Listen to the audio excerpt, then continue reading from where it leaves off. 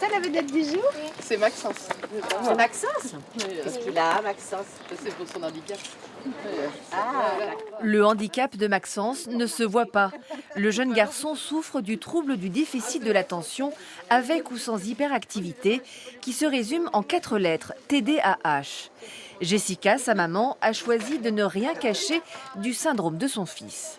C'est pas sujet tabou, au contraire, que ce soit au marché ou même les amis, la famille, mes collègues, enfin moi, tout le monde est au courant.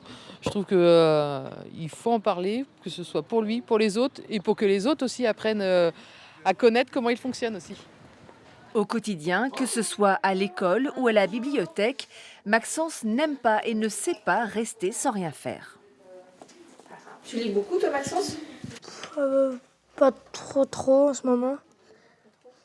Qu'est-ce que tu aimes bien faire, toi? Jouer aux jeux vidéo, m'amuser. Enfin, T'amuser comment?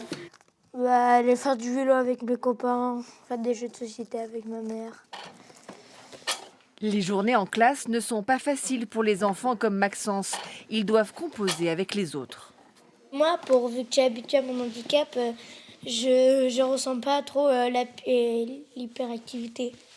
Il y a eu aussi quand même pas mal de conflits avec les camarades en fait, puisqu'il a l'hyperactivité mais il a l'impulsivité aussi. Et donc la gestion des émotions est compliquée. Ça pouvait être beaucoup de pleurs, enfin tout ce qui était frustration ou de colère. Voilà. Ça c'est pas mal ça. Ouais, ça peut être pas mal, peut-être l'agrandir. T'as pas l'air autiste. Ouais, oui. Élodie, la bibliothécaire, est aussi maman d'une adolescente TDAH, auquel s'ajoute un trouble du spectre autistique. Ces 2 handicaps sont souvent héréditaires. Moi aussi, du coup, je me suis fait diagnostiquer ensuite. Je suis également TSA, TDAH et avec le syndrome Asperger.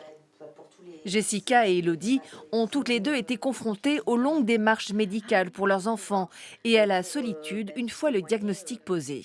C'est difficile à expliquer, le regard des gens, voilà, même vis-à-vis de son enfant, d'avoir des jugements de certaines personnes. Votre enfant est mal éduqué, votre enfant, il y a un souci au niveau de l'éducation et en fin de compte, pas du tout. En fait, ils ont tout simplement un trouble et ils ont besoin d'être pris en charge comme il se doit. À la maison, Jessica mène de front son métier de secrétaire médicale, son rôle de conseillère municipale, tout en étant maman solo, un emploi du temps ultra rempli.